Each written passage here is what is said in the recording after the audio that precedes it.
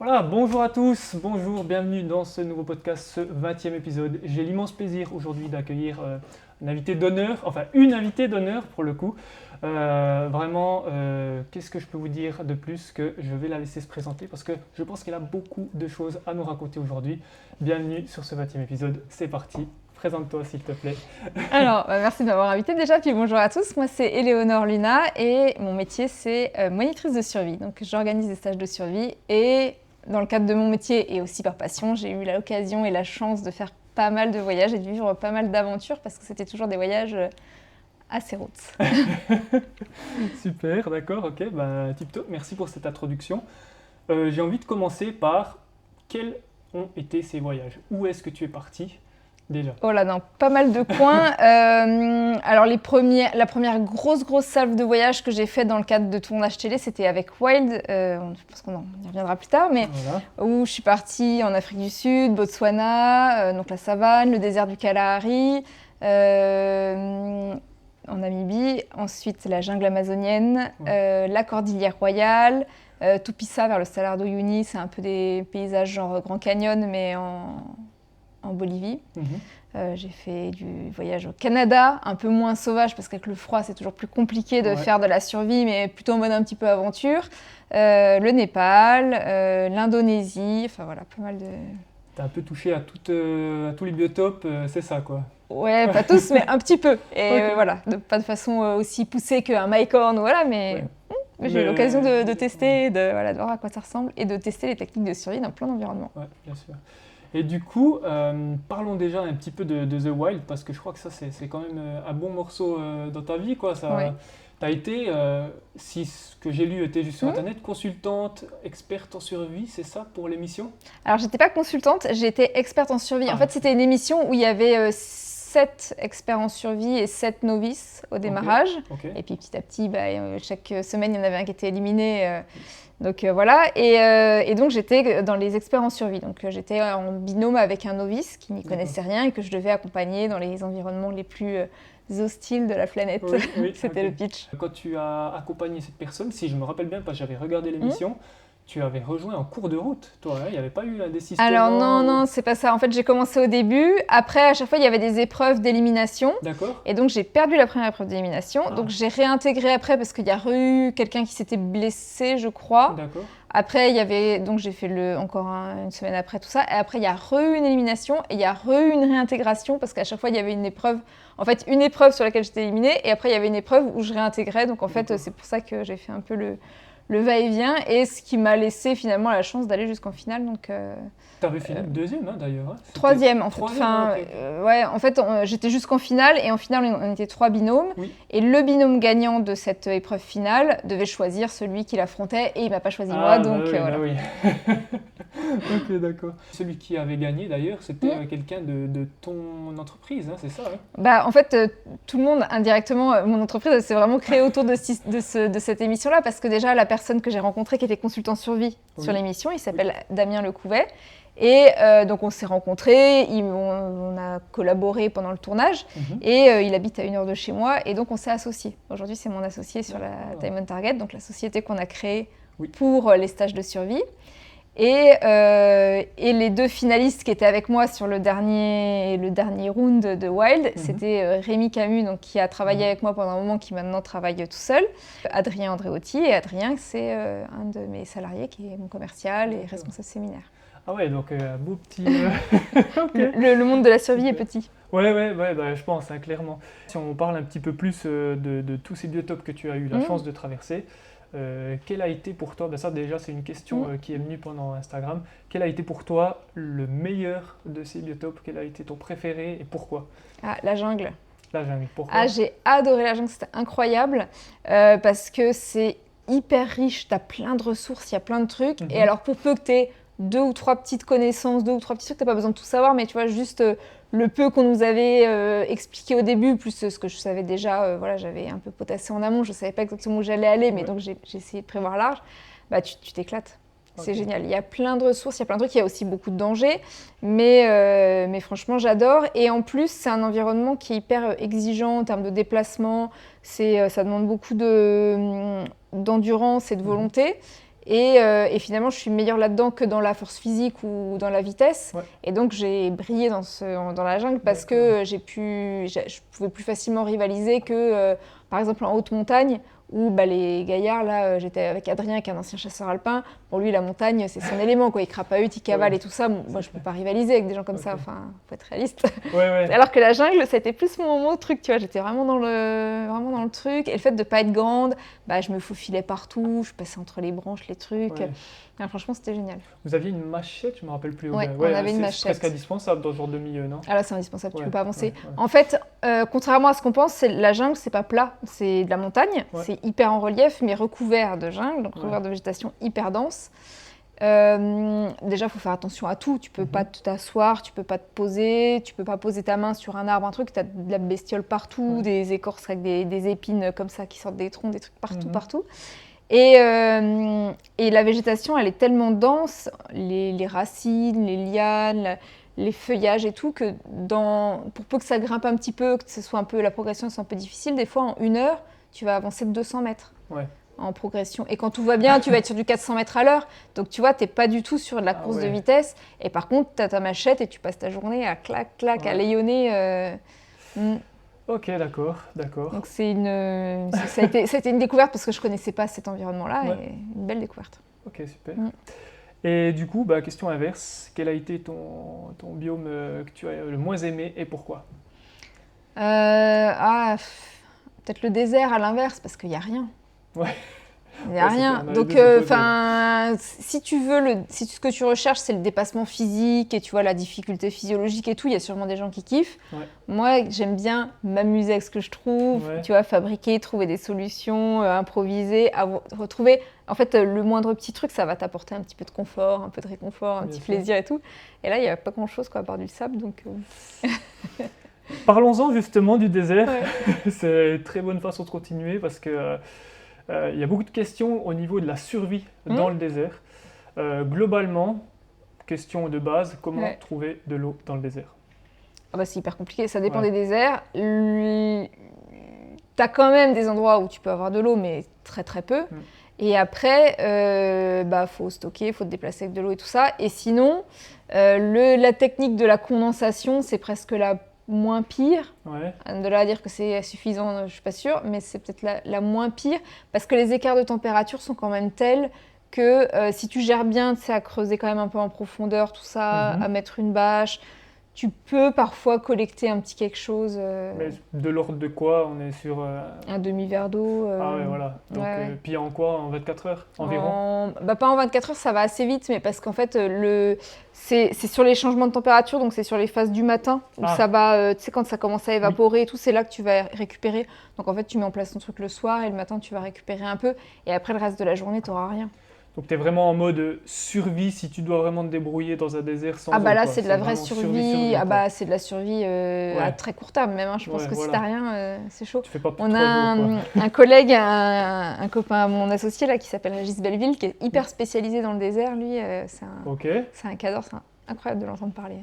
Et vraiment, il a des... tu ne trouves pas d'eau si tu n'as rien. Voilà, ça reste quand même, tu peux pas, en autonomie, à part vraiment d'être un local et de savoir éventuellement où tu as des points de ravito et tout, c'est compliqué. Lui, d'ailleurs, ce Régis, il se déplace que en méharé avec essentiellement en méharé avec des chameaux, pour porter l'eau et tout. Donc, Pour ces stages de survie que tu as fait, donc si on revient là-dessus, toi, tu as fait des stages de survie où exactement? Parce que je sais avec des élèves, je dis, pas avec des élèves. Pas vraiment avec Moi, des élèves. qu'en Indonésie, à l'étranger et en France. Dans tous les environnements en France, mais sinon à l'étranger, je suis partie qu'en Indonésie, sur une île déserte avec de la jungle. Comme ça, on cumule le meilleur des deux mondes, tu vois, les paysages incroyables de la jungle et tout, ceux de l'île déserte et les deux environnements qui cohabitent, c'est trop bien. Et comment tu as trouvé cette île déserte du coup? Ah non mais incroyable. Un jour, je reçois un message sur Facebook à l'époque, sur mon Messenger. Salut, je m'appelle Untel, je suis franco-indonésien et j'ai acheté une île déserte. Est-ce que tu veux faire des stages sur mon île? Ah, il avait acheté, ok, d'accord. Et il était tombé sur toi avec The Wild ou comment? Sur les réseaux sociaux, tu vois, en cherchant stage de survie ou je sais pas quoi. Enfin, je ne saurais pas te dire exactement comment il est tombé sur moi. J'avais déjà Time and Target, j'avais déjà ma société, donc peut-être qu'il est tombé sur moi comme ça. Et 2 semaines après, j'étais en Indonésie. pour tester un séjour là-bas avec un premier client. Trop bien. Incroyable. Il m'a dit, tu vois, j'ai contacté plein de gens et tout, t'es un peu... voilà, la seule qui est là, c'est toi. D'accord. Et il voulait faire connaître son île ou c'était quoi il voulait Ouais, en fait, il a acheté plusieurs îles pour investir. Donc, en fait, c'est à la fois pour protéger l'archipel, parce que c'est un archipel qui est hyper sauvage, c'est une région qui n'est pas du tout touristique. D'accord. Et en fait, apparemment, c'est très acheté par les Chinois qui viennent, avec des engins, qui débardent tout. Et après, quand c'est fini, ils jettent les engins dans la mer et c'est finito, quoi. D'accord. Mais du coup, il dit c'est triste parce que c'est des pépites d'or et ça va dénaturer l'archipel, ça va faire tout perdre, alors qu'on a une richesse pas possible, et culturelle, et naturelle, et même pécuniaire. Tu vois, il y a un moment où je pense qu'il est pas non plus... c'est aussi un investisseur, donc il se dit, si j'achète quelques îles et que j'arrive à préserver le côté sauvage de cet archipel-là, ça vaudra vraiment quelque chose, quoi, pour attirer du tourisme et tout. Et donc, il a acheté toutes les îles qui étaient en vente qu'il pouvait acheter, il achetait. Ouais. Et donc, il y en a certaines sur lesquelles il a pu construire des éco-lodges. D'accord. Et il y en a d'autres sur lesquelles il pourra peut-être faire quelque chose plus tard. Mais il y avait, entre autres, celle-ci où je vais, qui est un volcan, en fait. C'est une île volcanique, donc tu peux rien construire. Il y a un petit bout de plage devant, tu as une mangrove, après tu as des crevasses, des trucs. C'est magnifique, mais tu peux pas... Ouais. Donc, à part pour de la survie, donc il s'est dit, comment valoriser ce truc-là? On va faire venir des stages de survie. Trop bien. Trop bien, quoi. C'est cool. Voilà. Et là, quand tu es parti, donc tu pars avec combien d'élèves environ? Ça dépend. Alors là, ce premier séjour, je suis partie avec un seul élève, en tête-à-tête. C'était un client qui avait pris un stage particulier avec moi. On devait aller en Slovénie au départ. Rien à voir. Ouais. Et en fait, j'ai cet investisseur et tout qui me contacte. Et donc du coup, au dernier moment, je dis à mon client, écoute, si tu veux, pour le même budget que la Slovénie, moi, je te fais pas payer mon encadrement, on en profite, on fait un repérage, on part en Indonésie. Qu'il a sauté sur l'occasion, on est parti, donc moi ça m'a couvert mes frais, et lui il a eu son stage, un stage un peu premium pour pas trop cher. Et puis sinon après ça dépend des stages, il y a des stages qu'on a fait où j'avais 4 participants, 4 aventuriers, et il y en a où on était une dizaine. Ah ouais. Donc ça... T'en as fait combien environ de ces stages là-bas? J'ai dû en faire 5. Ah ouais, donc, et il y en a d'autres de programmés là maintenant ou... Alors là non, parce que je repars en Indonésie en septembre, mais pour une autre mission. Et donc pour le moment j'ai pas programmé parce que ça fait beaucoup de départs. Tu vois, j'ai une société à faire tourner, j'ai une famille aussi malgré tout en France, donc je peux pas partir 4 fois dans l'année. Mais je pense que l'année prochaine on programmera ça. Et puis moi ce que j'aimerais c'est arriver à former quelqu'un qui pourrait prendre aussi la suite là-bas. Ah, en Indonésie, quoi. Ouais, en France, un de mes encadrants que je pourrais former, qui pourrait prendre la suite des voyages, parce que justement, il y a de la demande, c'est une chance incroyable, c'est un endroit hyper sauvage, trop sympa, enfin vraiment c'est chouette. Et en fait, comme je ne peux pas partir tout le temps, si je trouvais quelqu'un que je pouvais former... Donc voilà, c'est compliqué parce qu'il faut parler anglais, il faut des bonnes connaissances en premier secours, et il faut surtout beaucoup de connaissances en survie, et il faut être hyper débrouillard parce que tu gères... un groupe à l'étranger en logistique avec tous les aléas de taxi, retard d'avion, surtout ceux qui ont voyagé en Asie, ils savent très bien comment ça se passe, tu vois, t'as jamais un truc qui qui arrive à l'heure. C'est clair. Donc c'est... Voilà. Bon, après, je pense que j'ai 2-3 motivés là dans mon équipe, on devrait trouver. Clair. Tu as combien aujourd'hui d'associés, d'employés, Ouais, alors on est 2 associés, j'ai 4 salariés en plus, et puis une dizaine d'intervenants en freelance. D'accord. Donc qui interviennent plus ou moins réguliers. Il y en a qui vont faire un stage par mois parce qu'ils ont un autre boulot à côté et puis ils ne veulent pas faire plus. Et il y en a qui font quand même pas mal de prestats, vraiment beaucoup. Trop bien. Ouais, très active quoi. Ah ouais, c'est un truc... T'as pas le temps de t'ennuyer. Ah non. Non. Déjà, c'est de la chance qu'on a réussi à se stopper là. C'est clair. Du coup, on va revenir un petit peu après sur ce que tu vas aller faire en Indonésie prochainement. Mais avant, j'aimerais qu'on parle un petit peu plus de quelque chose qui te concerne, c'est-à-dire la survie. Quand tu pars là-bas en Indonésie, je pense que c'est des gens qui sont, on peut le dire, amateurs, sans être péjoratif. Voilà. Quelles sont les 3 premières choses que tu leur apprends en survie ? Alors, quand on arrive sur l'île, la première chose que je leur apprends, c'est comment alerter les secours. Parce qu'on est dans un environnement... on n'est pas en France, le téléphone ça marche pas. Sur une île déserte, il n'y a pas de réseau. Donc il y a un téléphone SAT et donc je leur explique comment ça fonctionne, quel est le message à passer, quels sont les différents canaux, où est le téléphone. Et donc le téléphone il est dans une pochette étanche orange grosse comme ça, au milieu du campement tout le temps, il ne bouge pas de là. Ce qui fait que, et puis avec il y a une petite fiche, tu vois, une espèce de fiche réflexe qui explique comment l'allumer et tout, parce que le premier jour je leur explique.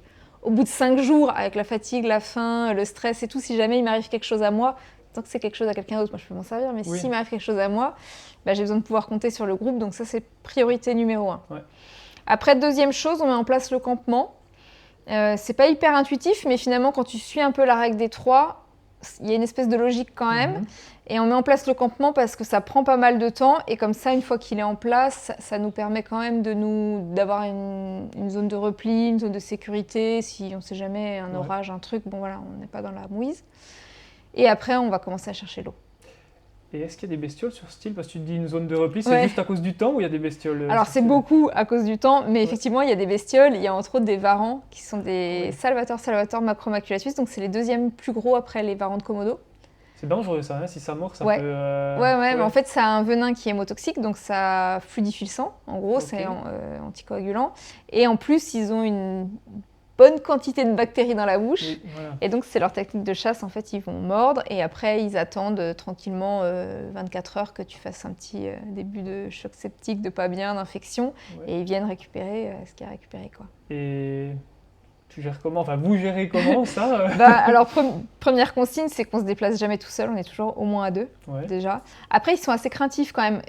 Ils sont curieux, donc ils s'approchent, mais ils sont craintifs, donc si tu tapes un peu des pieds et tout, ils jouent pas les malins. Ils s'attaquent pas gratuitement à l'homme, quoi. Non, ils s'attaquent pas gratuitement. Après, ils sont un peu opportunistes, donc si t'es dans je sais pas, allongé sur la plage, en train de faire une sieste, normalement ça arrive pas vu la chaleur qu'il fait, mais tu vois, ils viendraient quand même peut-être te croquer pour voir si ça se mange. Ah ouais, donc il faut quand même se méfier. Et le deuxième truc, c'est qu'on se déplace toujours. Une des premières choses qu'on fabrique, c'est des harpons. Et on se balade toujours avec notre harpon. Et vous fabriquez comment le harpon? Un bout de pierre ciselé, enfin taillé? Non, alors soit on a des gros couteaux de pêche qu'on accroche au bout du bâton, ça marche bien. Sinon, ce qu'on fabrique, en général, on fait plutôt ça, c'est la technique où on les taille en 4, les bâtons. On va tailler 4 pointes avec des formes de flèches un peu rentrantes. Comme ça nous sert aussi à pêcher, accessoirement. Et après, on intercale 4 petits bâtons pour un petit peu écarter les 4 branches de ton harpon. Et ce qui fait que ça te fait un truc plutôt assez efficace. Le bâton lui-même suffirait, je pense, à éloigner les varans, mais comme ça nous sert aussi à pêcher. On peut aller choper des crabes et on profite, il faut être opportuniste, chaque balade est l'occasion de... t'as un crabe, t'as un peu une petite raie au bord de l'eau, un truc, tu peux aller... Tout au harpon? Pas tout, mais beaucoup au harpon, Sinon, vous avez quoi, un fil... Fil de pêche. Alors, on prend un petit peu de matériel quand même, parce que l'objectif, c'est aussi de profiter. Le séjour, il est assez court, donc si on fabrique tout, on n'a le temps de rien faire. On passe notre semaine à fabriquer. 5 jours? C'est une semaine complète sur l'île, et après 2 semaines le séjour avec les transferts, profiter un petit peu aussi des communautés de pêcheurs et tout. Et comment dire, et donc on prend un petit kit de pêche et tout pour pouvoir profiter, pêcher, et il y a une telle richesse dans la mer, je trouve que c'est tellement génial que voilà. Donc on met en place des lignes de fond, on teste plein de techniques. L'idée c'est de voir aussi tout un panel de techniques, de voir celles qui marchent le mieux.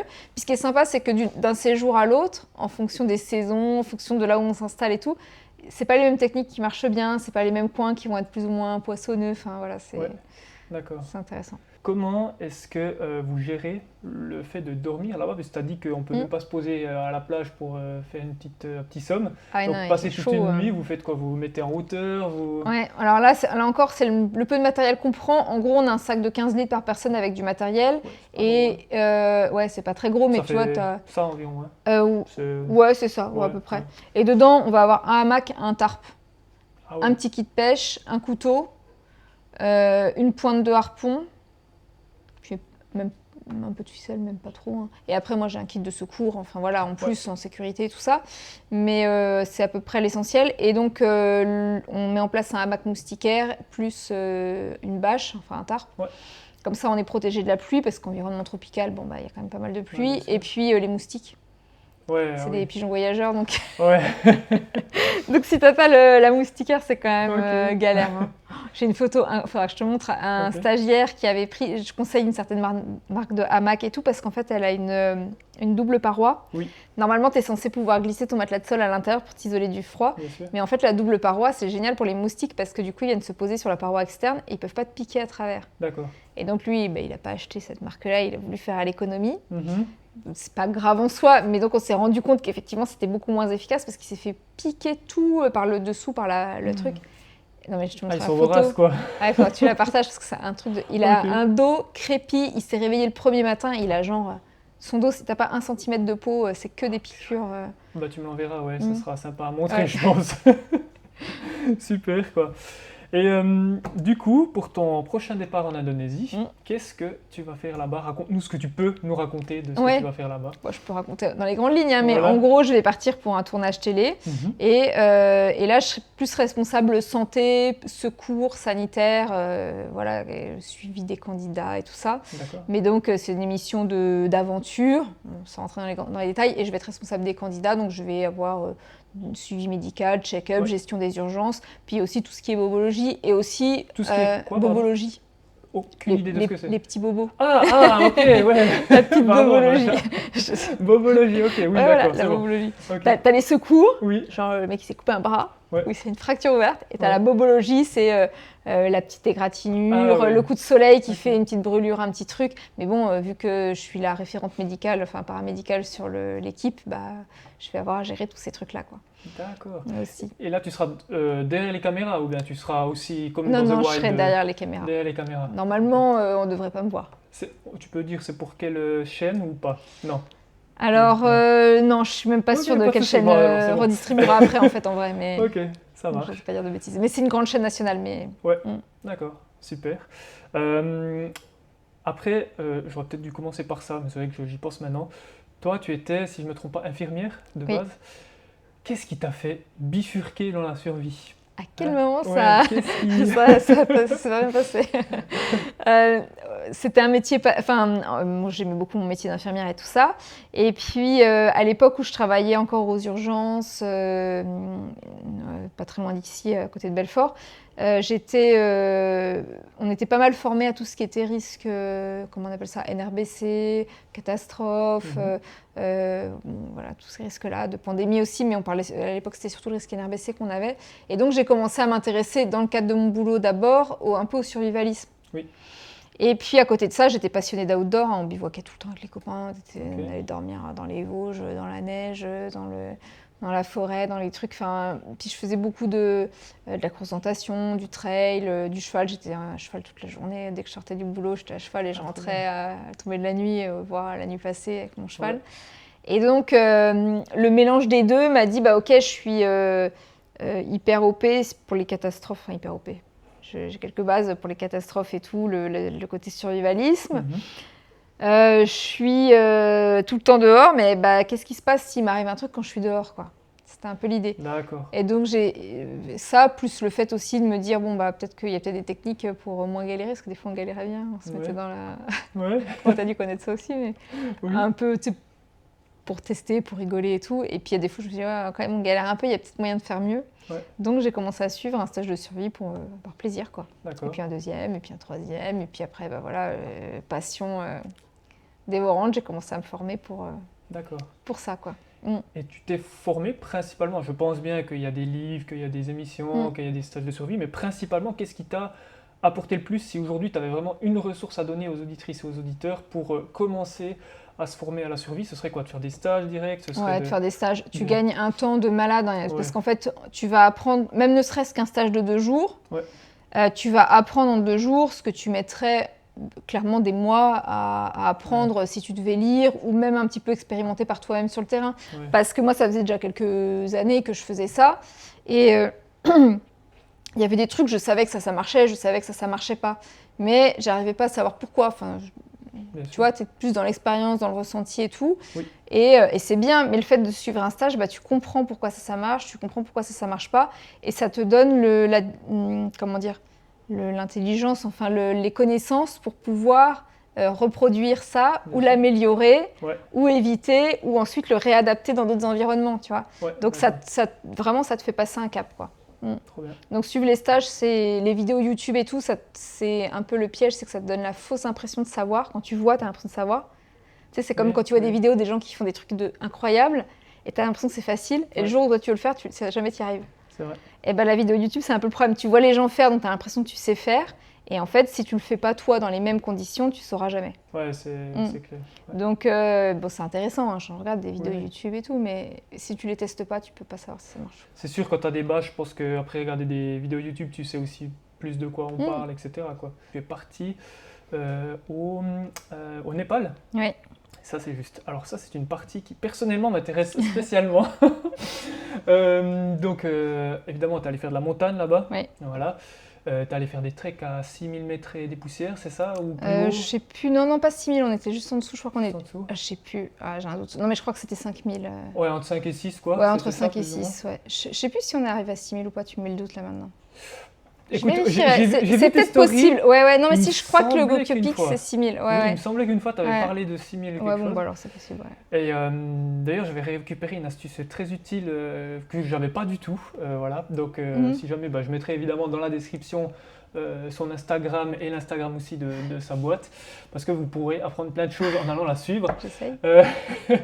Donc, du coup, j'avais appris par rapport à la soupe à l'ail, ou je sais plus quoi. Ah oui. Tu avais mis une story là-dessus. Ouais, et- pour le mal aigu des montagnes. En fait, ça Voilà. te réhydrate vachement. Et comme l'ail, je pense que comme c'est un tonique cardiaque et tout, ça doit un petit peu aider. Ouais. Mais c'est surtout que le fait que tu bois du chaud, du salé et tout, ça aide vachement pour le mal aigu des montagnes, le fait de te Oui. réhydrater et tout. Oui, justement, c'est cette Et les petite locaux, ils astuce, utilisent vachement ça. Tu as trouvé ça donc, chez les locaux, c'est ça? C'était pas un truc que tu as lu Ah non, ça, j'avais pas lu. Hein. Ça, c'est. On m'a appris, on m'a dit. D'accord, donc Faut là-bas. prendre t'as ça, ouais. D'accord. Donc tu apprends aussi pas mal de choses dans les biomes que tu visites, aussi sur place avec les locaux et tout ça, quoi. Ouais. Ça dépend des environnements, parce qu'il y a des environnements, alors assez peu, la plupart, ça va, les locaux savent quand même beaucoup de choses. Mais par exemple, en Indonésie, les locaux ont vachement perdu ce truc de la nature, tu vois, de savoir faire du feu, savoir... Il y a même des fois où c'est moi qui leur ai appris que telle plante était comestible, que ça tu pouvais faire, que, tu vois. D'accord. Je les ai vu faire des dingueries. Ah ouais. Genre un coup, on arrive sur l'île, on avait eu une tempête des enfers sur le bateau et tout, c'était l'angoisse. Pour arriver, et donc on arrive entier et c'était pas gagné, et donc on était trempés, l'orage et tout ça. Donc ils me disent, si tu veux, on démarre le feu pendant que moi j'allais chercher je sais pas quoi, enfin bref. Mhm. Et donc je dis, oui, allez-y, démarrez le feu. Donc ils sortent le bidon d'essence, et clac, tu vois. Je pense que tout ça, c'est... T'es dans une autre réalité. Bon. Mais donc les locaux, oui, la plupart du temps, ils peuvent t'apprendre des trucs, heureusement. Et j'ai eu la chance en plus... Comme j'ai fait aussi pas mal de trucs avec la télé, ça t'ouvre aussi des portes sur des contacts avec des populations locales et tout, et de rencontrer des gens, tu vois, genre les San du Kalahari. En Bolivie, pareil, des populations de gens qui vivent là-bas et qui ont des vraies connaissances de la nature et tout, c'est vraiment une chance. Trop bien. Ok. Et du coup, quand tu étais là-haut, c'était quoi le but? Est-ce que c'était d'aller repérer un petit peu les potentiels nouveaux endroits pour faire des stages de survie? Est-ce que c'était une expérience personnelle? Est-ce que c'était autre chose? Ouais, c'était plus une expérience personnelle. Et en fait, au départ, le plan a changé du tout au tout. Au tout départ, on était partis et on voulait faire reconnaître un endroit qui s'appelle, qui est un pass en fait de montagne entre l'Everest et la région de Gokyo. Donc voilà, là-bas, tu as une grande traversée qui l'été se fait très bien. Tu as un itinéraire de trek. Hein. Ouais. Et nous, on voulait passer au-dessus par le glacier. Sauf que on est arrivé au mois de janvier, des conditions de neige et de tempête et de glace épouvantables, mais vraiment. Et en fait, c'était là, il y a 3 ans, il y avait eu une équipe de Français d'espoir de l'alpinisme et tout, qui était décédée juste là, genre 2-3 semaines avant. Et c'était vraiment, les avions n'ont pas atterri pendant plusieurs jours. On a eu du mal à y aller en avion parce que les pistes étaient vraiment, là-bas, tout était gelé, tout ça, les conditions n'étaient pas... correct. Et donc on s'est retrouvés, on était quasiment, je crois que dans toute la région dans tout le parc du Sagarmatha, on était une vingtaine de touristes. Donc autant te dire qu'il n'y avait pas beaucoup de monde, ça représente un grand truc. Ouais. Et tous les lodges, toutes les colonies étaient fermées. Il n'y avait plus rien, donc on était tout seul. C'était vraiment incroyable. En vrai, c'était une chance de malade. Mais donc on a dû réviser nos plans, et ce truc-là qu'on voulait faire un peu pour repérer, pour ouvrir un pass, pour... cartographier et tout, on s'est dit que clairement ce serait pas raisonnable de le faire. Donc on est parti sur un truc un peu plus classique, et j'ai dit tant pis, moi je voulais faire le camp de base de l'Everest en me disant que c'était un peu le truc mythique et tout. Mon binôme m'a dit que c'était un peu surfait, que c'était pas lui, il connaissait, il me dit franchement autant se faire un truc bien de l'autre côté, et donc on est parti jusqu'au pic de Gokyo, qui est un trekking peak, qui est pas un truc d'alpinisme difficile du tout ni rien. Mais vu les conditions d'enneigement et de glace et tout ça, c'était déjà largement assez. Et franchement, c'était ouf. Et par rapport à ce que tu nous dis, la saison là-bas, c'est inversé. Hein. Donc en janvier, c'est censé être la belle saison là-bas, c'est juste? Non, c'est pas ça. Non, c'est l'hiver. Mais par contre, comment dire, c'est vraiment la pire saison. Donc les gens font pas D'accord. font pas de montagne au mois de janvier, quoi. Ouais, d'accord, ouais. Mm. Ouais, donc c'était Non, un peu la compliqué. saison, elle commence après, au printemps, quoi.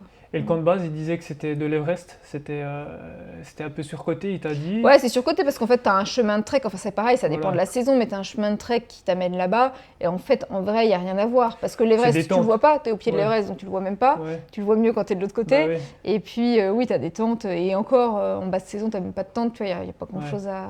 Donc, il me dit, bon, tu as les petits panneaux, tu peux faire ta photo.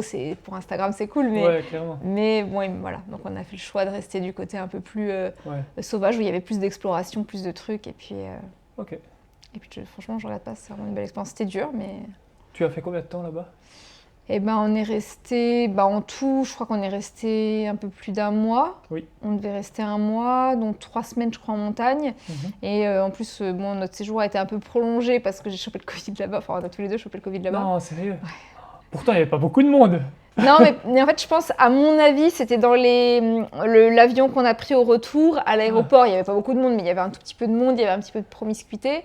Ok. Et c'était à l'époque où il y avait un variant qui était hyper. Ok. Tu sais, qui se refilait vachement, mais qui était pas. Ouais. Qui donnait pas beaucoup de symptômes, qui n'était pas très virulent. Et donc, on l'a chopé là. Ou alors, au retour à Katmandou, je sais pas. Ok. Mais j'avais 0 symptômes, rien. Puis 2 jours avant de prendre l'avion, tu sais, tu vas te faire ton truc pour pouvoir reprendre l'avion. Ah et oui, là, c'est juste. positif. Oh, purée. Bon, ce que je dis, vaut mieux être bloqué là-bas qu'en Suisse, ça coûte moins cher. Ouais, oui, oui. C'est vrai. C'est vrai, c'est clair. Ok, d'accord. Et du coup, là-bas, est-ce que toi, dans tes techniques de survie, est-ce que toi, tu as eu l'occasion d'apprendre de nouvelles choses là-bas? Si oui, lesquelles? Des choses... C'était beaucoup de choses parce qu'en vrai, la montagne, la très haute montagne, je Mhm. connais pas beaucoup. Hein. J'ai Mhm. fait quelques trucs un peu en montagne un petit peu, mais pas, je suis pas du tout spécialisée en montagne. Ouais. Et puis là, c'était vraiment de la très haute montagne où tu mélanges avec la glace, les difficultés à se cramponner, se décramponner, tout ça. Alors on n'était pas vraiment dans la survie pure, on est plus dans l'aventure là encore. Voilà, Hein. Tu sais, on a ouais. du matériel et tout. La gestion du matériel, le bivouac, les sacs de couchage et tout, en vrai, c'était quand même. Toutes les connaissances que j'avais et que j'ai eues en France et tout ça m'ont servi parce que vraiment Ouais, c'était clairement. la même chose avec un peu plus de vigilance, mais c'est vraiment Ouais. la même chose. Mais par contre, ouais, puis la physiologie du mal aigu des montagnes, quoi. Ouais. Donc je connais très bien parce que étant infirmière et tout, je me suis beaucoup intéressée au Ouais, sujet. clairement. Mais j'avais pas expérimenté moi-même le mal aigu des montagnes. Et en fait, techniquement, tu es obligé d'avoir des symptômes à un moment ou à un autre. C'est pas une fatalité. En fait, on a l'impression que c'est un peu genre, c'est un truc.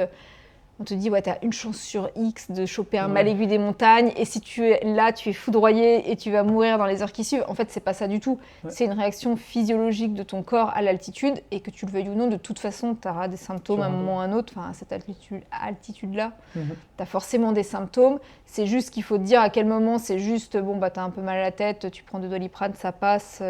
Bon, j'ai eu des moments où j'étais vraiment pas bien en fin de journée. Ouais. Et puis à quel moment, faut vraiment que tu redescendes et tout. Donc il y a des jours où on a repassé une nuit de plus à l'altitude à laquelle on était pour acclimater et tout ça. Ouais, bien sûr. Et moi en fait, mais ça je crois que c'est pareil dans ma vie de tous les jours. J'ai des réactions hyper fortes, j'avais des symptômes super forts le soir, j'étais en TLS mais vraiment pas bien. Mais quoi, la tête La tête, mal à la tête, anorexie, je suis loin d'être anorexique, mais incapacité de manger, tu peux plus manger, t'as pas faim. Ok. Et impossible, hein. Et pourtant je suis une bonne mangeuse, Ouais. j'aime bien tu vois. Mais on arrivait avec des trucs, tu vois, dans les lodges, surtout les premiers jours où il y avait encore pas mal de lodges, où du coup tu peux encore prendre des dalbats ou des trucs. Ouais. Mais je voyais l'assiette impossible, même en me forçant de manger une cuillère et tout. Et alors que le midi, on se partageait une ration Lyo pour deux, tu vois, donc le midi on mangeait pas trop Ouais, et tout donc- ça. Mais vraiment, et le lendemain matin, une bonne nuit de sommeil, le lendemain matin j'étais repartie comme en 40, tout va bien, tu vois. Ah, donc voilà, quoi. Moi, une bonne nuit de c'est- sommeil Mais tous les soirs, ça te refaisait un peu Plus ou moins, ça Ok, dépendait de l'intensité de la journée, ça dépendait si on avait pris de l'altitude ou pas trop. Oui. Mais ouais, tous les soirs j'avais des symptômes, j'étais Ouais. pas en forme. Quoi. Et avant de partir là-bas, t'avais quoi comme expérience en montagne? T'avais déjà fait un peu de montagne ou t'es vraiment arrivé là-bas et... Très peu, un petit peu en Bolivie, mais Ok, ça avait duré une semaine si tu veux, donc Ouais. c'était pas pareil. Et j'ai beaucoup moins souffert, enfin j'ai pas du tout souffert du mal aigu des montagnes là-bas, quoi. En Bolivie, pourtant j'ai été en altitude aussi, et je crois que j'avais fait un pic on avait les altimètres là à 5005 là-bas, Ah ouais, pas mal. donc on avait quand même eu des petits... on était quand même en altitude. Ouais, bien sûr, Et la oui. différence aussi, c'est que tu atterris à La Paz, tu atterris à 4000 mètres Oui, déjà là-bas. Donc le delta, il est moins important, je sais pas. Enfin, en tout cas, je l'ai moins mal vécu qu'au Népal où vraiment je me suis dit, ouais, c'est chaud. Parce que là-bas, au Népal, tu atterris en plaine, mais après, tu reprends un avion pour aller sur cette piste d'atterrissage qui est quoi, C'est ça, à Lukla, une des plus courte du monde. dangereuses. Ah, la plus dangereuse, voilà. Ouais. Enfin, peut-être une des plus courtes. En fait, comme elle est courte, ils l'ont inclinée comme ça, puis parce que je pense qu'ils peuvent pas faire de piste plate de toute façon. Ouais. Ce qui fait que l'avion, en fait, il doit braquer pour venir se poser. Et en fait, j'exagère un peu le mouvement, mais tu vois l'idée. Ouais. Et en fait, ce qui fait que apparemment, on m'a expliqué que le fait qu'elle soit aussi un peu en pente, ça te permet de gagner de la distance pour freiner. Ah, d'accord. Okay. Et à l'inverse, le décollage, quand tu repars de là-bas, l'avion il descend la piste et il se jette dans le vide. Et il plonge un peu. Et il saute quoi. Tu te trucs et il y a un moment où tu es dans le vide, ça y est, tu as vraiment cette sensation de partir dans le vide. Ça peut être cardiaque. Ouais. Et à l'aller, ce qui était rigolo, c'est qu'on était tout seul et comme il n'y avait personne et que les pistes elles n'étaient même pas techniquement trop ouvertes et tout ça, on s'est retrouvés dans un avion de marchandises. D'accord. Donc tu as un avion avec des sacs de riz, des cartons, du bazar. Ouais. Et ils nous ont collé 2 sièges au fond. On était assis. Tu avais quand même un pilote et tu avais quand même une hôtesse de l'air à l'intérieur. Ah, quand même. Okay. Qui gère je sais pas, je pense que c'est des questions de sécurité. Enfin, j'en sais rien. Ouais. Bon, bref, et donc on était tous les deux tout seuls dans cet avion avec les sacs de riz, quoi. On va revenir un petit peu sur la survie. Avant, tu as parlé donc, des 3 techniques que tu apprenais aux élèves quand ils arrivaient en Indonésie. Maintenant, si tu avais 3 techniques vraiment hors ces stages d'Indonésie, mais 3 techniques de base à maîtriser qui pourraient aider dans la vie de tous les jours les auditrices et les auditeurs qui nous regardent, peu importe qu'ils fassent de la survie ou pas, mais je sais pas, aujourd'hui ils n'ont plus d'électricité ou alors plus d'eau, etc. Quelles seraient un peu ces 3 techniques que tu aurais envie de transmettre ? Je dirais que la première, c'est infiltrer de l'eau. L'eau, c'est tellement essentiel. Chez toi, tu as une inondation, un truc, tu vois, tu es coupé d'électricité, machin, tu n'as plus d'eau potable. C'est de la boue qui sort au robinet, tu vois, les trucs, les canalisations, tout est vite saturé. Donc, savoir filtrer de l'eau, savoir la rendre potable, c'est utile tout le temps. Comment ? Alors, si elle est trouble, tu la rends claire. Ouais. Si ton eau elle est trouble, tu pourras jamais la rendre potable, peu importe la méthode que tu utilises. D'accord.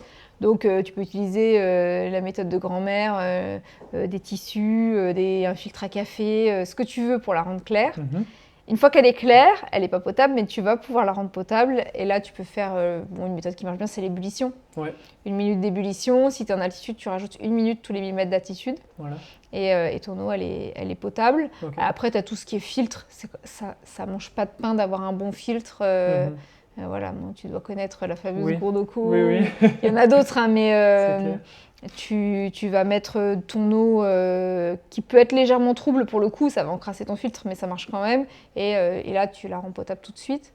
D'accord. Et après, sinon, tu as des pastilles, des trucs comme ça. Mais l'ébullition, l'avantage, c'est que quand tu n'as rien, ça marche. Ouais, ça marche direct. Ok. Sans trop faire d'étapes compliquées ou comme ça. Ouais, voilà. Ça et les filtres, moi, c'est les 2 que je trouve les plus simples. Le mieux, ouais. Et un filtre, c'est vrai que ça coûte pas très très cher. Oui. Et ça vaut le coup d'en avoir un. C'est vrai, on avait fait, je me rappelle quand j'avais fait mon stage, parce que j'ai fait un stage de survie avec Éléonore, si jamais, voilà, j'ai oublié de le préciser aussi, c'est elle qui m'a tout appris les bases. On avait filtré avec, si je ne me trompe pas, on avait mis un peu de la terre, des cailloux, etc. On avait mis plusieurs strates. Ça fait un moment maintenant. Alors ça doit pas être trop avec moi alors. C'était parce que moi je me trouve pas celle-là, je trouve que c'est trop compliqué. C'était quoi alors je sais plus, on avait mis quelque chose dans une bouteille, on avait coupé une bouteille en 2. Un Kleenex. Ah voilà, Kleenex, ok. Un Kleenex. Ah voilà, bon bah alors. Ça c'est beaucoup plus simple. C'est beaucoup plus simple que les strates. Ça c'est les techniques que tu as dans les livres, les strates et tout. Mais en fait je trouve que tu mets un Kleenex, tu as plus d'efficacité que si tu mets une couche de sable, une couche de terre, une couche d'humus, une couche de mammouth, je sais pas quoi. Juste un Kleenex. Juste un Kleenex. Voilà. Et en fait ça pèse rien, tu vois, t'en as toujours un sur toi ou un truc, ou souvent en tout cas, et t'as la même efficacité avec un effort qui est quand même bien moindre que t'enquiquiner à faire un truc avec des couches et des machins. Et puis il faut trouver le bon truc pour pas que ton sable il passe à travers ton filtre et tout ça. Donc, ouais, ok. Voilà, la version facile. Voilà, le Kleenex. Retenez le Kleenex, pas ce que j'ai dit. Ok, tip top. Ouais. Du coup, les 2 autres techniques de survie, du coup, que tu aurais encore à vraiment... Savoir faire du feu. Ouais.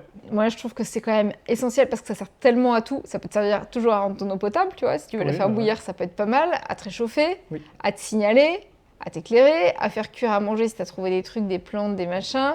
Il y a un aspect psychologique qui n'est pas négligeable, tu vois. Ça te...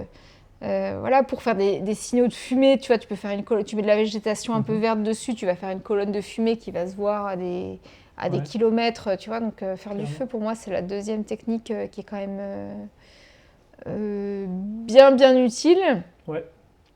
Et après, je dirais savoir s'isoler du froid. Alors le chaud, ça pourrait être important, l'abri, il y a plein de trucs qui sont utiles, mais s'isoler du froid, parce qu'en France, on est quand même on risque plus souvent de mourir de froid que de chaud. Ouais. Ça dépend de la saison et tout ça, mais bon, dans les sous-bois, tu vois, la chaleur, intuitivement, tu te protèges plus facilement. Mais te protéger du froid, en fait, il y a quand même quelques techniques pas compliquées. Le truc de la couverture de survie, tu sais, t'as dû avec faire, le briquet. Avec le briquet. Mais tu vois, si tu captes un peu ces différentes façons de gagner de la chaleur, de perdre de la chaleur, de t'isoler du froid et tout, tu peux toujours jongler avec ça et tu peux toujours vraiment te retrouver plus en confort et un peu plus en sécurité. Ouais, d'accord, trop bien. Bon, bah, du coup, l'a dit en France, mais c'est aussi valable en Suisse, évidemment. Hein. Oui, bien sûr. C'est clair. En Europe, on peut dire. Voilà, en Europe, c'est clair. Avec le froid qui fait un peu partout en hiver, c'est clair qu'on est d'accord. Tip top, avant, tu as énuméré la règle des 3. Ouais. Est-ce que tu peux nous la détailler pour les auditrices et auditeurs? Bien sûr, donc c'est un petit moyen mnémotechnique à la base qui avait été créé, modélisé, on peut dire, par Ron Wood, donc, qui a écrit des livres sur la survie. Et c'est un moyen mnémotechnique pour remettre les besoins qu'on a dans l'ordre de priorité. Donc ça te permet à la fois de savoir quelles sont les compétences que tu dois avoir, et c'est valable partout où que tu ailles, quel est le matériel que tu vas devoir emmener, et qu'est-ce que tu vas devoir, quels sont les points de vigilance que tu vas devoir faire, et puis surtout les remettre en priorité, quoi. Ouais. Donc en gros, c'est qu'est-ce qui va te tuer en 3 secondes, c'est le manque de vigilance. De ne pas faire attention, d'aller mettre ta main dans un trou et te faire mordre par une bestiole, de marcher au bord d'une falaise et de chuter ou de faire un truc dangereux. 3 heures sans abri, sans chaleur. D'accord. Parce que finalement, le froid va te tuer plus vite que la faim ou que d'autres choses. Donc savoir monter un abri, avoir du matériel pour te protéger des conditions climatiques extérieures, voilà, et la chaleur. Donc le feu, ça peut rentrer dans ce truc-là aussi. 3 jours sans boire.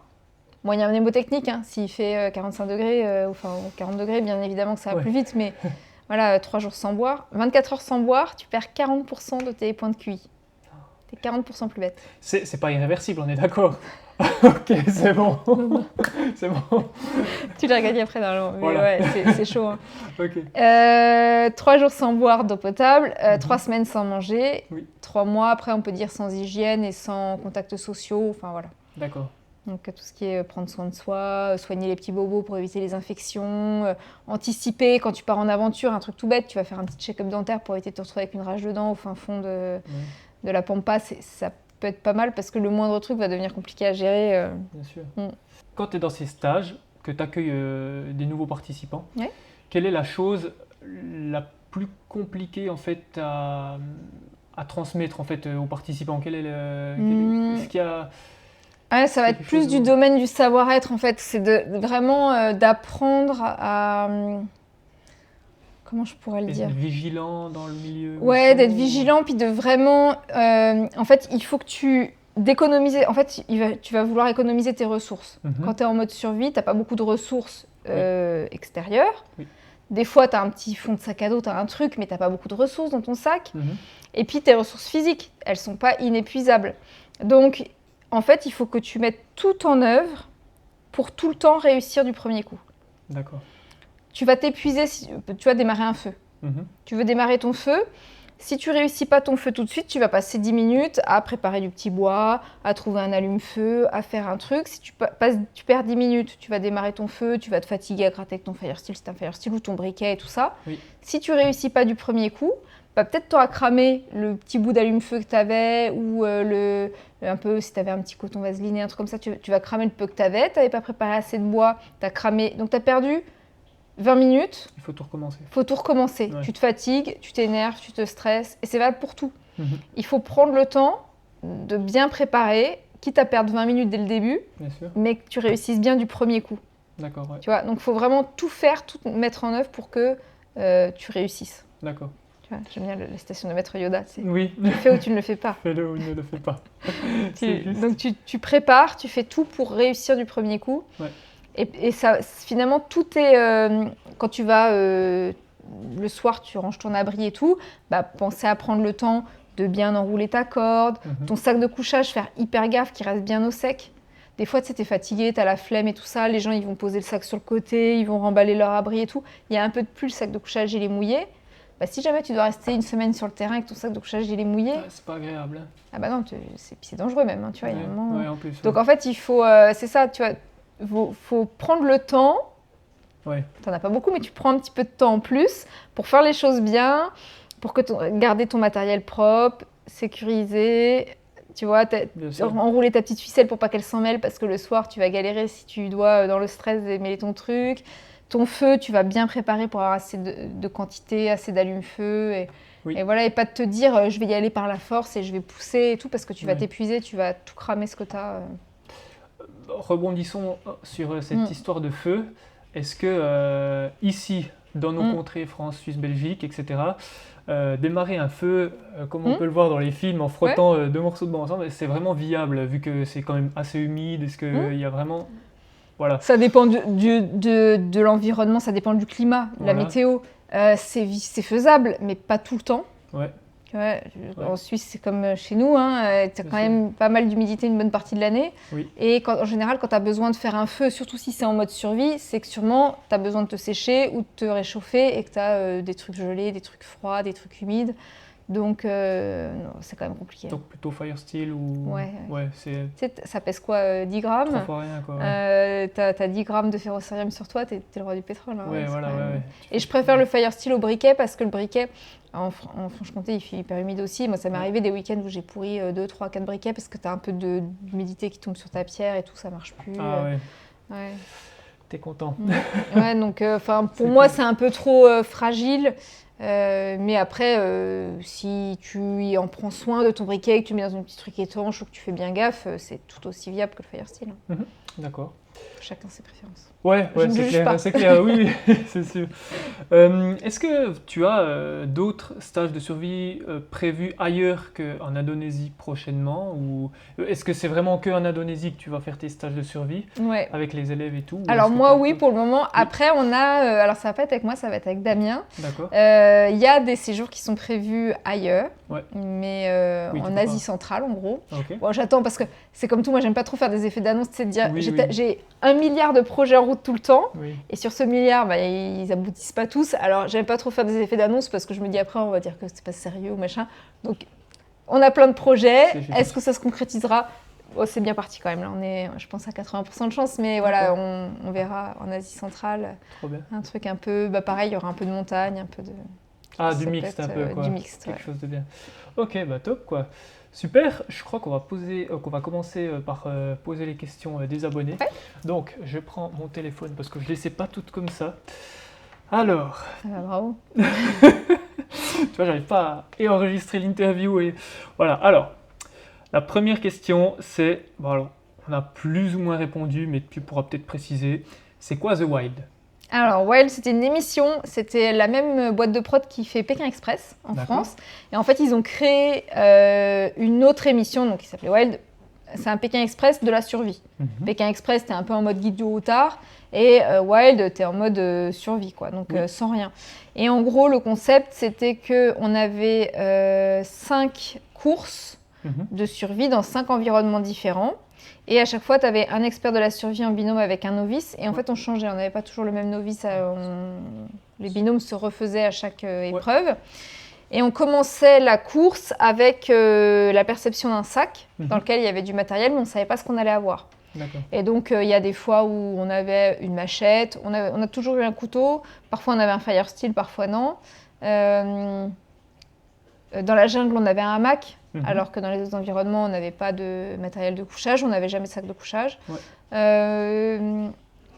Si, on en a eu dans la Cordillère Royale, parce qu'il faisait froid quand même la nuit, il faisait des petits moins 15. C'était la prod qui vous les donnait là ou bien c'était la prod qui nous les donnait, bien sûr. Et en fait, le concept aussi, c'est que tout le matériel était fourni par la prod, donc on avait tous exactement le même matos et c'était pas forcément du matériel que tu connaissais. Ça se passait comment avec la prod? Parce que eux, après, le soir, on venait les chercher et ils rentraient dans un camp de base ou ça se passait comment? Ils En faisaient pas fait, la tournée avec vous? avec nous en permanence, on avait une journaliste et un caméraman. Et en fait, ils nous suivaient pendant le trek. Et en fin de journée, eux, ils avaient ce qu'on appelle des post-prod. Donc, Ouais. parce qu'ils ne peuvent pas bosser 24h sur 24, les Ah, gaillards. ouais. Puis la journée, quand nous, on crapahutait puis qu'on n'avait rien à manger, bah, eux, ils ne mangeaient pas non plus.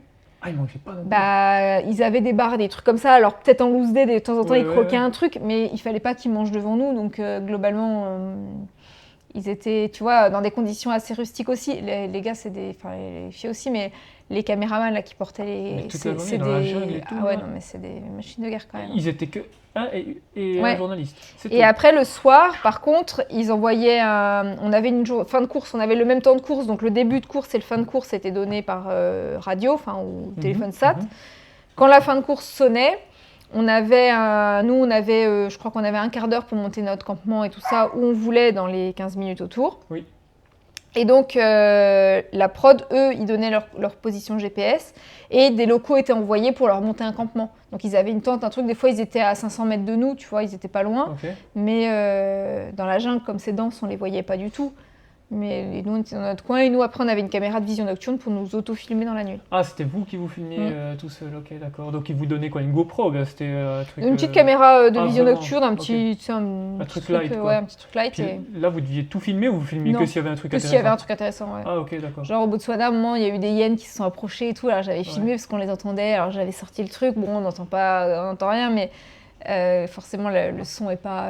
Mais par contre, après, ils se sont approchés du campement et tout ça la nuit, c'était trop bien. Purée. Ok, donc écoute, trop bien. Mais par contre, j'aurais pas pensé que le caméraman était seul. Ça me choque presque parce que c'est hyper physique déjà de balader la caméra comme ça en temps. Ah ouais. Mais là, Ah bah les gars, c'est des chats-maigres. Hein.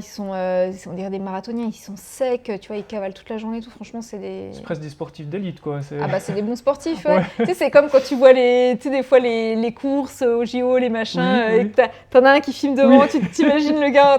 C'était un peu l'idée, ouais. C'est ouf. Ouais. Donc Ok. eux, ils avaient un petit peu à manger et à boire, mais les conditions étaient quand même très rustiques pour eux aussi. Hein. Eh ben, ok. D'accord. Bah écoute, on va rester dans la jungle avec une autre question.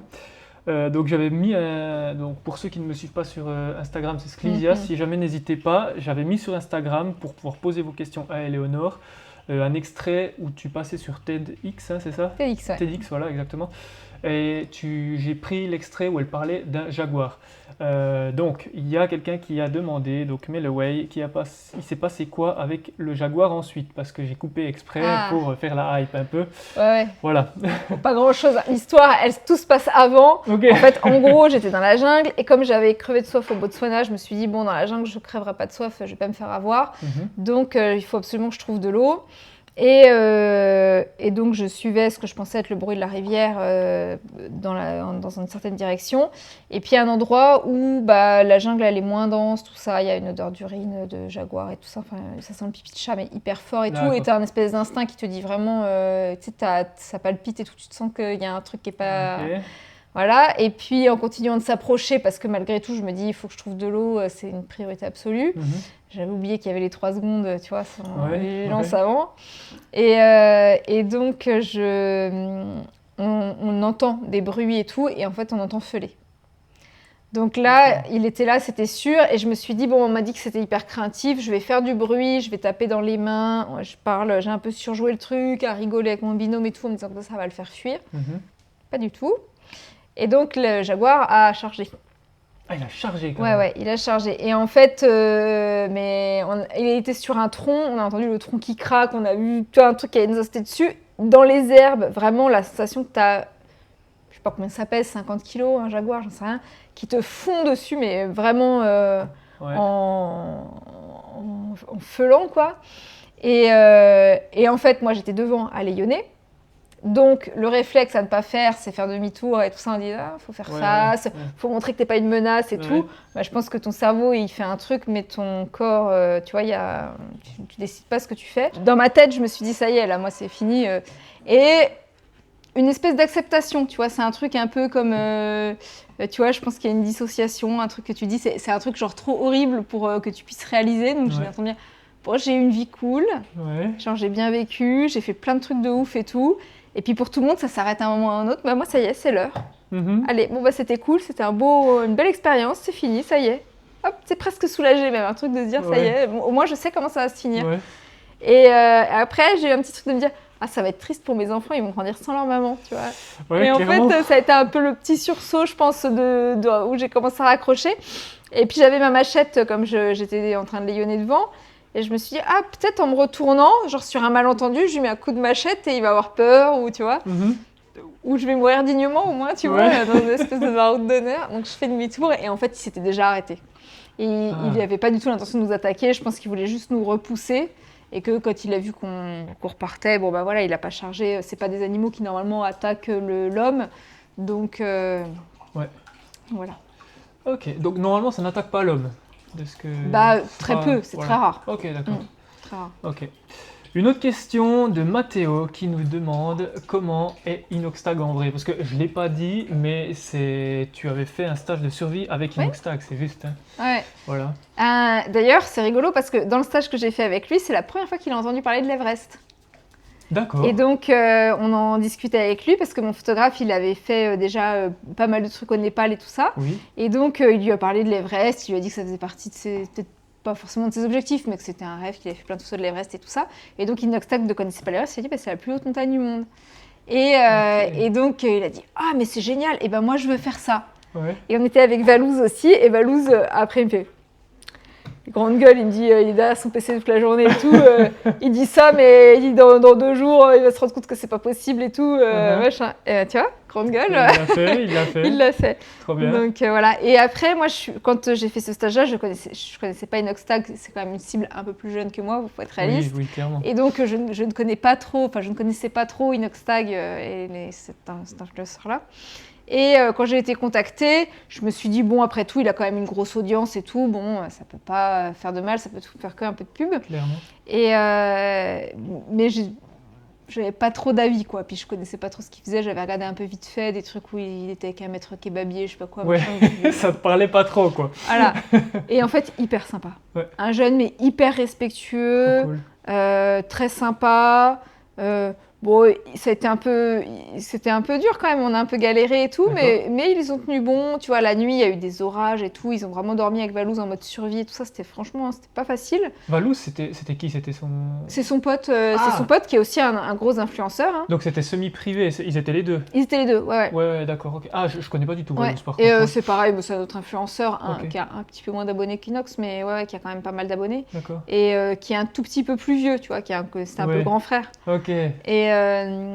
Et franchement, on a passé un bon moment, très sympa, franchement très très bien. Et tu vois, j'ai déjà fait quelques trucs avec des influenceurs, et même des influenceurs un peu... pas les Marseillais, enfin si, qui a fait les Marseillais et tout, genre comment il s'appelle, Bastos. Un autre influenceur, tu vois, qui est pas réputé pour sa classe et son style inimitable, et voilà. Ouais. Et ben, pareil, hyper respectueux, hyper intéressant, Ouais, même assez intelligent et tout. Ouais, un rôle, quoi. Ouais. C'est ça, il se donne un peu un rôle. Bon, après, je pense qu'il a un côté un peu... Oui, bah évidemment, mais... un peu sale con, tu vois, il joue Ouais. Mais à côté de ça, il est vraiment...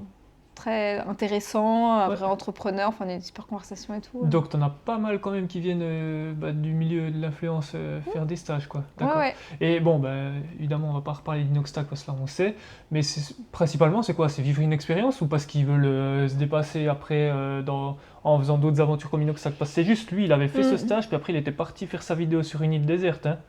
Ouais, pas très longtemps après, je pense que c'était peut-être 5-6 mois après, je pense qu'il a fait sa vidéo sur une île déserte. C'était ton île déserte aussi ou bien? Non, pas du tout. Okay. Non, il a dû contacter une autre boîte. En fait, comme il bosse avec des boîtes de Webedia et tout ça, je pense qu'après, eux, ils ont des réseaux, des trucs, donc c'est pas lui qui gère directement. Clairement. Mais non, ils sont passés par une autre agence de voyage. Ouais. Donc voilà. D'accord. T'étais passé aussi, on est dans le sujet des influenceurs, c'est pour ça que je me permets de placer ça. T'étais passé aussi chez Squeezie Ouais. C'est juste, hein, en tant qu'experte en survie, Oui, justement, dans la vidéo qui l'imposteur. est l'imposteur. Qui est Voilà, l'imposteur. exactement. Ça s'était passé comment, là? Ils t'avaient contacté directement Ouais, bah là, il m'avait contacté. Au départ, initialement, je devais le faire avec Damien, mon associé. On D'accord. devait être tous les deux avec l'imposteur. Ouais. Et puis finalement, il y a eu des soucis, il y a eu des retards au tournage et tout ça. Donc, on a dû revenir une deuxième fois sur Paris pour retourner. Ah.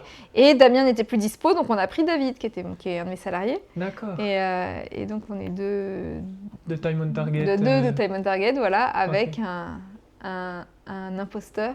Trop bien. Et pareil, on a super rigolé et tout. Franchement, j'ai eu que des bonnes expériences avec les influenceurs et tout ça. Bon, après, Squeezie, il a un côté plus sérieux, tu vois, mais que certains autres qui ont une image un peu plus délurée. Mais franchement, j'ai que des bonnes expériences, quoi. Ok, d'accord. Et puis, j'ai fait la fierté de mes enfants. Tu t'imagines, Bah, t'arrives au collège, oui. ta mère, là, c'est une vidéo avec Squeezie, c'est quand même vrai, la classe. ça, c'est clair que là, c'est c'est sûr, trop cool, quoi. Du coup, maintenant, on arrive un petit peu sur les questions de la fin que j'ai l'habitude de poser Ouais. à toutes et tous les invités. Si tu avais un objet que tu pouvais pas te séparer et que tu prends dans chaque voyage, ce serait lequel? Un objet, vraiment un objet que tu prends dans chaque voyage, indispensable.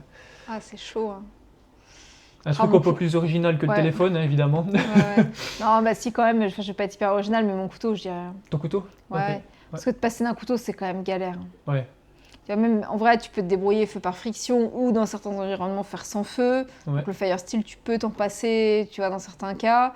Pour filtrer de l'eau, tu vois, j'étais tentée de dire un filtre ou, tu vois, ou une tasse. Souvent, je prends une tasse très très souvent. Mais le couteau, c'est quand même. Tu peux tout faire avec un couteau. C'est clair. Ouais, ça dépanne pas mal en survie en tout cas. Ouais, Là, j'avoue. c'est clair, ok. Super. Et puis, est-ce que tu as encore un conseil, un truc à donner aux auditrices et aux auditeurs là, par rapport à tout ce qu'on a parlé aujourd'hui? Ouais, d'aller expérimenter, d'aller sur le terrain, en stage si vous avez envie de vous former, ou pas en stage, ou comme ça, de passer des moments dans la nature et tout ça. Voilà. Mais parce que si ça vous intéresse, en tout cas, Oui. De regarder des vidéos, c'est cool, de lire des livres, c'est très bien, mais rien ne remplace l'expérience. Ouais, la pratique. D'aller vivre des trucs, puis de galérer des fois aussi, c'est sympa, tu vois, de se rendre compte que... Trop bien. Et on reste un petit peu dans le même domaine, pour les personnes qui aujourd'hui hésiteraient, peut-être pas forcément à faire de la survie, mais qui hésiteraient à voyager tout seul, bon bah toi c'est vrai que c'est peut-être un peu, c'est peut-être un peu une autre extrême parce que toi tu pars survivre vraiment, mais pour les personnes qui n'oseraient pas se lancer, d'aller voyager un petit peu comme ça et tout ça. Et pour des gens qui vous causeraient, qui auraient du mal à voyager, qui veulent être plus en mode voyage et tout ça, c'est de préparer. De se préparer, ouais. Préparer, d'anticiper. Ouais. Tu fais ou tu ne le fais pas, tu vois, ce le truc-là. tu anticipes ton départ. Quels sont les risques de là où je vais? Est-ce que j'ai besoin d'un petit peu de matériel ou éventuellement de faire accompagner? Mais voilà, si tu prépares pas, tu vas te retrouver en galère. Et en plus, tu vas pas profiter de tout. Tu vois, si tu te rends compte après qu'il y avait des trucs à voir et que t'as pas anticipé ce truc-là ou que t'as pas, tu vois. C'est plus compliqué, effectivement, quoi. Donc de se préparer. Ok, ça marche. Je crois qu'on a tout, hein. Trop bien. T'as plus rien à rajouter, c'est tout bon? Non, super, c'est très parfait. bien. Bon bah écoute, merci beaucoup du temps que tu nous as consacré aujourd'hui. Ouais, merci à toi, c'était cool. Merci, et puis merci aussi à vous d'avoir regardé en fait ce podcast ou écouté évidemment ce podcast jusqu'ici. J'espère que ça vous a plu. N'hésitez pas à partager, à liker et puis à commenter. Moi, je te dis encore merci et puis merci à vous. Allez, au revoir, bonne soirée, bonne journée.